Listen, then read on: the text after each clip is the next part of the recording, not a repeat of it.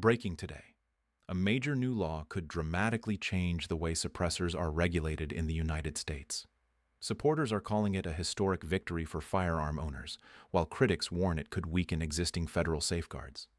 The new suppressor freedom legislation aims to remove state-level restrictions tied to the National Firearms Act, potentially reshaping how suppressors are bought, owned, and regulated.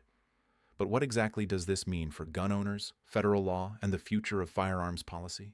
The newly passed suppressor freedom law focuses on changing how suppressors are treated under state law, particularly in relation to federal regulations created under the National Firearms Act. For decades, suppressors, often called silencers, have been classified as regulated items under this federal law. Because of that classification, anyone who wants to legally purchase one must go through a detailed federal approval process. This usually includes submitting fingerprints, completing federal paperwork, undergoing a background check, and paying a $200 tax stamp before the purchase is finalized. The application is then processed by the Bureau of Alcohol, Tobacco, Firearms, and Explosives, which can take several months or sometimes even longer to approve the request. The suppressor freedom law challenges that long-standing system at the state level. The core idea behind the legislation is that suppressors manufactured and kept entirely within the state should not fall under certain federal regulations connected to interstate commerce. Supporters of the law argue that if a suppressor never crosses state lines and remains within the state where it was made and sold, it should be regulated only by that state's laws rather than federal NFA requirements. Under this approach, suppressors could potentially be treated more like ordinary firearm accessories within the state. That means the lengthy federal tax stamp process and registration requirements might not apply under state law, depending on how the legislation is implemented. Advocates say this would simplify ownership and remove what they see as unnecessary bureaucracy for responsible gun owners. However, the situation is legally complex. While the state law may remove its own restrictions tied to the NFA, federal law itself has not changed. That means the Bureau of Alcohol, Tobacco, Firearms, and Explosives still technically enforces federal suppressor regulations nationwide. Because of this, the new law could eventually lead to legal disputes over whether the state has the authority to limit the enforcement of federal rules within its borders, potentially setting up future court challenges.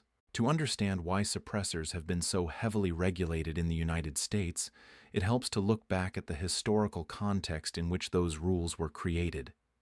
In 1934, the U.S. government passed the National Firearms Act, one of the first major federal laws aimed at regulating certain types of weapons and firearm-related devices. This legislation came during a time when organized crime and gang violence were major concerns across the country.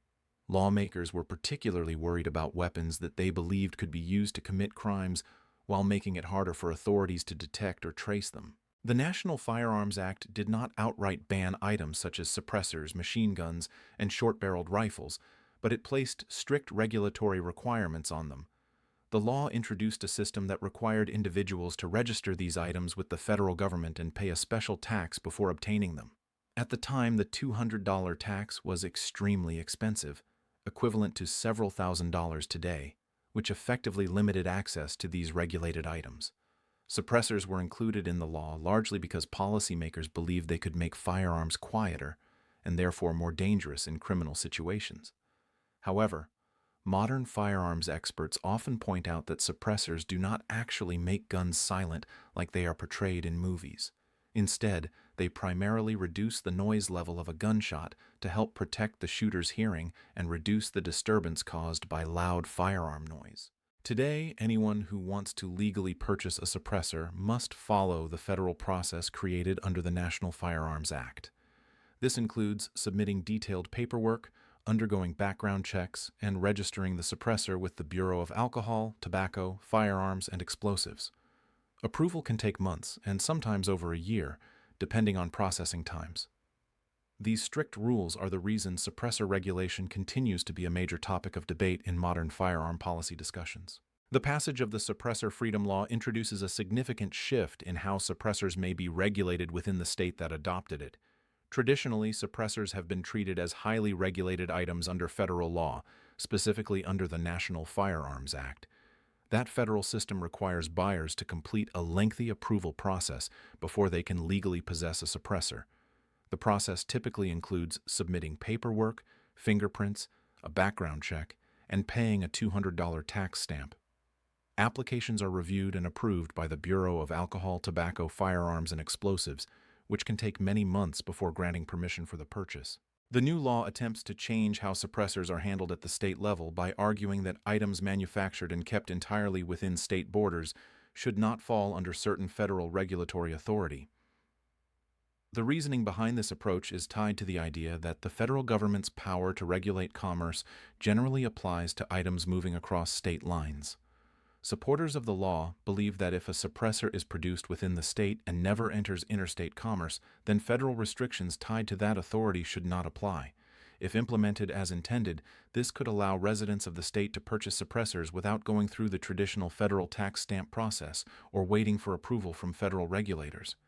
Instead, suppressors might be treated more like standard firearm accessories under state law, potentially simplifying the purchasing process for legal buyers. However, the situation is far from straightforward.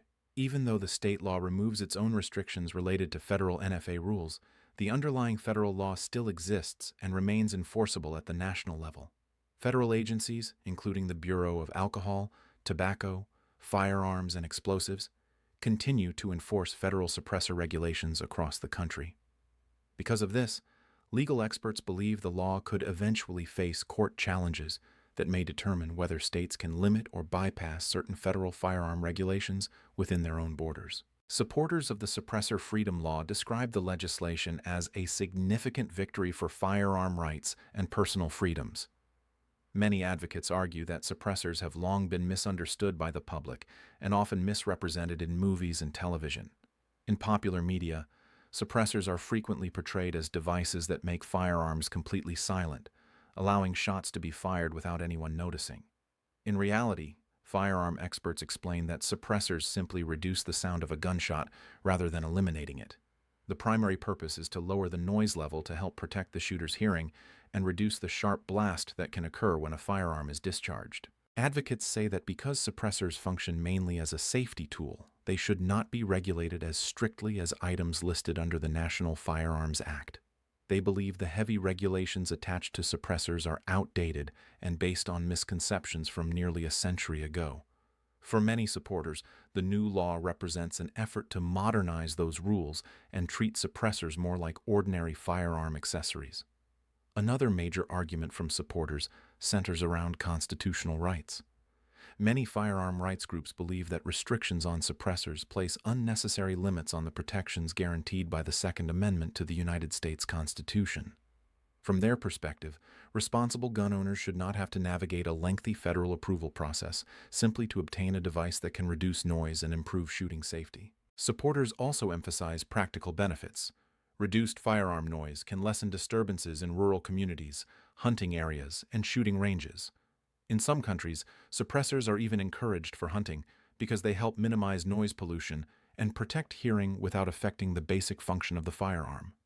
For these reasons, many supporters view the Suppressor Freedom Law as a step toward reducing regulatory barriers while expanding access to tools that they believe promote safer and more responsible firearm use among lawful owners.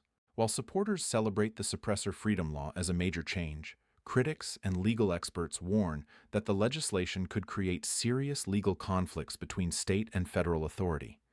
The central concern is that federal firearms laws remain fully in effect across the United States, regardless of what individual states decide to regulate within their own borders.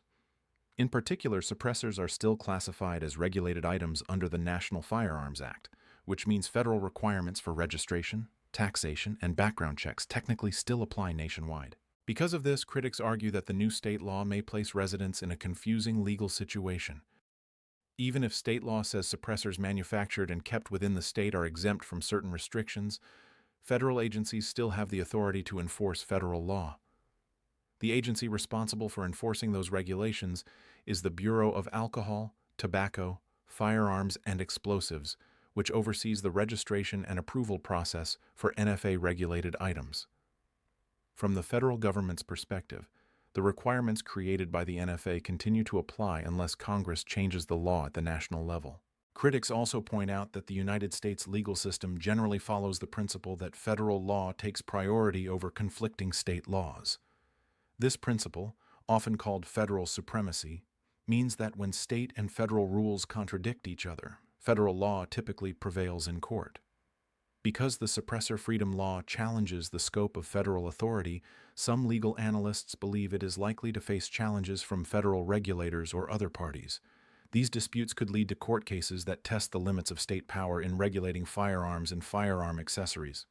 Opponents of the law argue that until courts clarify how the conflict should be resolved, the legislation could create uncertainty for gun owners, manufacturers, and law enforcement agencies. In their view, the law may ultimately trigger a broader national legal battle over the boundaries between state rights and federal firearms regulations. With the passage of the Suppressor Freedom Law, attention is now turning to what may happen next and how the legal landscape could evolve in the coming months and years. In the short term, the law could change how suppressors are manufactured, sold, and possessed within the state that enacted it. Supporters hope it will encourage local manufacturing and allow residents to access suppressors more easily without going through the lengthy federal approval process traditionally required under the National Firearms Act. If implemented fully at the state level, it could also influence how other states approach suppressor regulation and potentially inspire similar legislation elsewhere. However, the broader legal outcome is far from certain. Because federal law still regulates suppressors nationwide, legal challenges are widely expected. Federal authorities, including the Bureau of Alcohol, Tobacco, Firearms, and Explosives, continue to enforce existing federal rules tied to the National Firearms Act. That means there is still a possibility that federal enforcement actions or legal disputes could arise if the state law directly conflicts with federal regulations. If such disputes occur, the issue could move through the federal court system. Lower federal courts may first be asked to determine whether the state has the authority to exempt certain suppressors from federal oversight when they are produced and kept entirely within the state. These cases could focus on constitutional questions about interstate commerce, federal supremacy, and the limits of state authority in regulating firearms and firearm accessories. If different courts reach conflicting decisions, or if the issue is considered nationally significant, the matter could eventually reach the Supreme Court of the United States. A ruling there could clarify how federal firearms laws interact with state-level efforts to reduce or remove certain restrictions. Because of that possibility, many analysts believe the Suppressor Freedom Law could become part of a much larger national debate about firearm regulation and the balance of power between state governments and the federal government. This is a developing story, and its legal impact could take years to fully play out. What's clear right now is that the Suppressor Freedom Law has opened a new chapter in the ongoing debate over firearm regulation in America. What do you think? Does this law strengthen constitutional rights, or could it create more legal confusion? Let me know your thoughts in the comments. And if you want more clear breakdowns of major court rulings and firearm laws, make sure to subscribe so you don't miss the next update.